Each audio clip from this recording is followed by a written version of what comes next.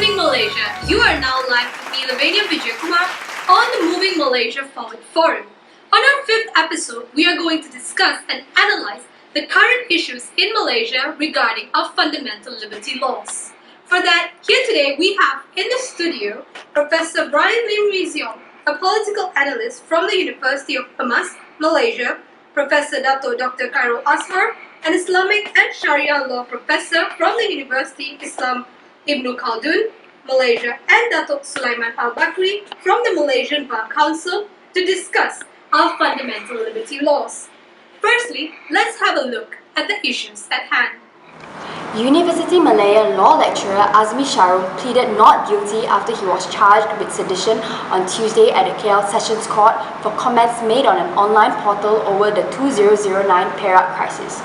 Azmi, who is also a columnist with The Star, claimed trial after being charged under Section 41B and Section 41C of the Sedition Act 1948. If convicted under either the first charge or alternative charge, Azmi will face a fine of not more than RM5,000, a jail term of not more than 3 years, or both, if found guilty. Bail was set at RM5,000, while the next mention was fixed by the court on October 3rd. Azmi posted bail. Azmi is the latest to be caught in the recent sedition dragnet. Bangi, controversial Muslim NGO Ikatan Muslimin Malaysia, ISMA, said hudud should be enforced on everyone, including non-Muslims. Abdullah Zaid, its president, said that the Islamic Penal Code would safeguard the security and well-being of every citizen in the country. He said PAS and UMNO should find a common ground in order to materialize the implementation of hudud in the country. He also said that the immigrant race had no right to oppose the shaping of Malaysia into an Islamic country and questioned the position of the Bumiputra. Abdullah Zaid also lashed out against DAP and described them as hypocrites after they lodged a police report against him, urged him to be investigated under the Sedition Act. ISMA has been under fire for its recent remarks suggesting that the Chinese and the British trespassed into Tanah Melayu to bully the Malays out of their wealth. Abdullah Zaid also dismissed accusations the group received funding from the government, saying that the setting up of the NGO was on a voluntary basis. Saya setuju. Dalam hukum-hukum yang melibatkan kepentingan awam, melibatkan keselamatan awam, maka dia naklah dilaksanakan kepada semua, bukan pilih kepada orang Islam saja. Sebab dalam hudud kita tengok dua aspek. Satu, ibadat kafarah bagi orang Islam, pelaksanaan hudud dianggap pengampunan dosa.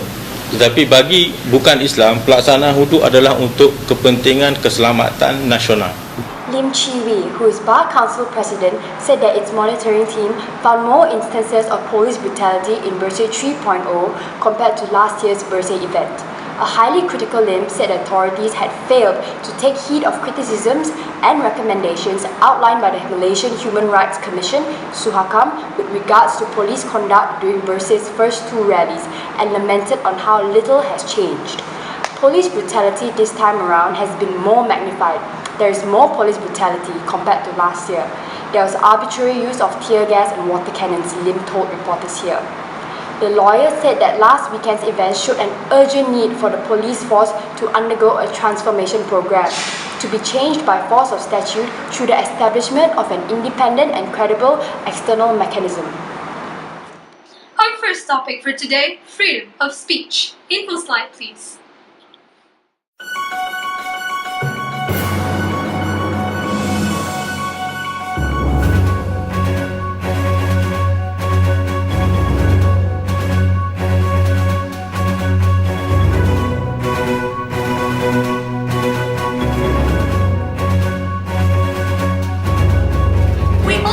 Our freedom of speech, which is restricted by certain boundaries as specified in the Federal Constitution of Malaysia. But what are these boundaries? Is the action taken on Professor Dr. Azmi right? Let's find out more. We have with us here today Professor Brian Lim Rizion, a political analyst from the University of PEMAS, Malaysia. Professor, my first question to you. Why was the Sedition Act 1948 implemented? And how does this protect freedom of speech? Where are our boundaries as Malaysian citizens to voice out our opinion? The Sedition Act was actually imported from the United Kingdom to our nation directly to become our law and was retained after Merdeka. It was introduced to Malaya in 1948 and was later amended after the 1969 riot, which also means that the founding fathers of our nation did not legislate it. The freedom of speech allows the citizens to share their opinions and views on things they believe and disbelieve. However, the Sedition Act protects it by putting a limit to the freedom. The right to free speech ceases at a point where it comes within the mischief of the Sedition Act or to a point where you start encouraging hatred towards a ruler or government. In your opinion, there were many other writers, journalists, and professors who shared the same views on the Perak case as Dr. Azmi on social medias. However, why is it that only he was charged under the Sedition Act? Yes, it was true that there were many other writers, journalists, and professors who shared the same views as him. However, their views shared by them are still within the limit, which can be acceptable, while the views shared by Dr. Azmi are a little too offensive to the government, and it will start encouraging hatred towards rulers or governments, therefore causing him to be charged by the Sedition Act 1948. As quoted from his article, I think what happened in Perak was legally wrong. The best thing to do is to do it as legally and transparently as possible. Thank you, Professor. There has been intention to replace the Sedition Act with the National Harmony Act. How is this act any better than the Sedition Act, and will it make a difference? As we know, this act is very different from the Sedition Act. The Sedition Act will safeguard the right to freedom of speech while preventing the incitement of government or rulers' hatred, while the National Harmony Act will safeguard the right to freedom of speech while protecting national unity by preventing the incitement of religious or ethnic hatred. This new act will balance the rights of freedom of speech at the same time making sure that all races and religions are protected, as our country's strength lies in diversity. Thank you so much, Professor, for that insight. We are definitely more well informed now. Moving on to the second topic we're discussing today, freedom of religion. Info slide, please.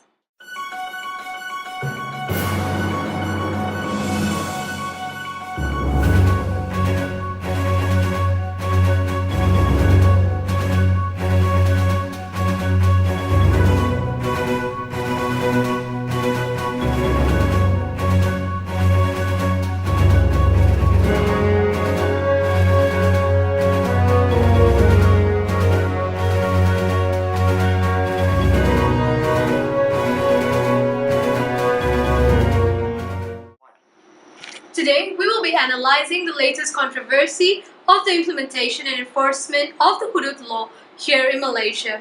For that, we have Professor Dato Dr. Khairul Azhar, an Islamic and Sharia law professor from the University of Islam in Ibn Khaldun, Malaysia. Professor, my first question to you. If the Hudud law is implemented for non-Muslims and Muslims in Malaysia, will it affect the freedom of religion in Malaysia? What would the acceptance be like within the society, and will it eventually lead to racial riots? Alright, thank you for the question. Basically, in Islam, hudud is claims of God. However, the implementation of hudud has been a big issue in this multiracial country. If this law is to be implemented to the non-Muslims, I'm certainly sure there will be a huge riot happening around the country. As for instance, the Buddhists. They are against violence, thus implementation of hudud to them would be a total opposite of their teachings. What I can conclude here, the citizens of Malaysia are subjected to freedom of religion under Article 11 of the Constitution. So we are bound to practice our religion freely without having tied to just Islam, as it is only the official religion of the country. Thank you, Professor. What are your thoughts on the current controversy of non-Muslims using the word Allah? Alright, to me the word Allah here is common with the Muslims.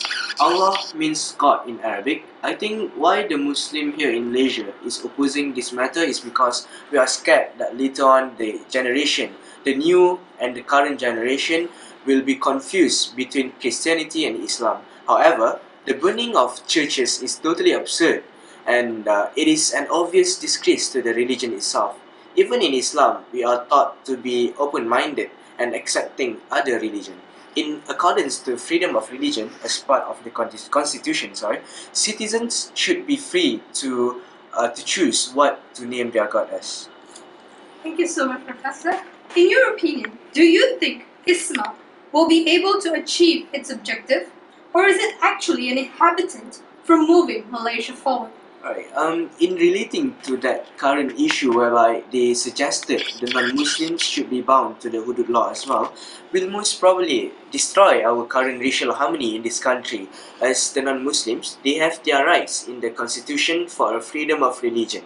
However, ISMA's objectives are quite clearly positive actually. It is established as a non-government Islamic body which is supposed to help society in terms of welfare and humanitarian aspects. Hence, I suppose ISMA has to make up their mind and stop giving out absurd statements which can actually encourage racial dispute in this country.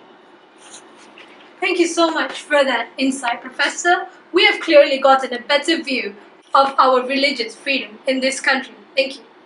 The last topic for today, but certainly the most important, freedom of assembly and movement. Info slide, please.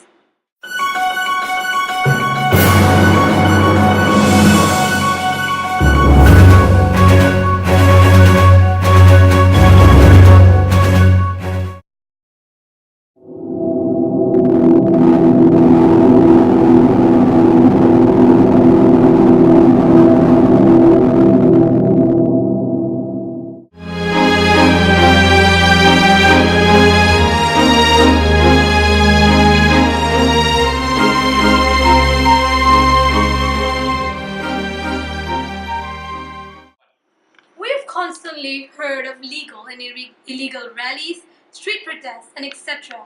But what are our rights as citizens of Malaysia to participate in and organize such rallies? Today, we have with us Dato' Sulaiman Al-Bakri, a member of the Malaysian Bar Council, to discuss with us on this matter. Dato', my first question to you. The Bersih movement was supposedly to be a peaceful assembly act which seeks to reform the current electoral system in Malaysia to ensure free, fair and clean elections. However, the peaceful assembly developed into violent scenes. If proper permit and approval was obtained, why were they charged? How did this happen and who is accountable? Well, that's a very good question, Lavanya. The Bersih movement had every right to conduct an assembly. However, there are certain restrictions given that they must follow. And if they do not, the FRU can and will take action. But there is still no evidence on which side initiated the violence, as there has been a debate on whether the FRU started using the tear gas and water jets to break the assembly, or the members of assembly initiated the violence, or the FRU. Thank you, Dato'. What is the right application process in order to get a permit for an assembly? Why are rallies denied permit? What are the restrictions and regulations that must be complied during a rally? Well, the right application process in order to get a permit for assemblies by following the Peaceful Assembly Act, also known as the PAA, which replaces Section 27 of the Police Act, which requires police permits for large gatherings. Under the new act, such permits are not necessary. Instead, organizers must give the police 10 days notice of any planned gathering, after which the police will reply, outlining any restrictions they wish to place on the gathering. Alright, thank you so much, Professor Dato', on that insight. We have definitely taken away more than we had known earlier. Thank You're you. welcome. With that, we conclude our 5th episode of the Moving Malaysia Forward Forum on Fundamental Liberty Laws. Thank you very much, Professor Brian Ling Wee-Siong, Dato' Dr. Khairul Azhar, and Dato' Sulaiman Al-Bakri for being here with us today and educating us on the fundamental liberty laws and joining our journey in moving Malaysia forward. Thank you very much, everyone. Stay tuned for our future episodes. Thank you.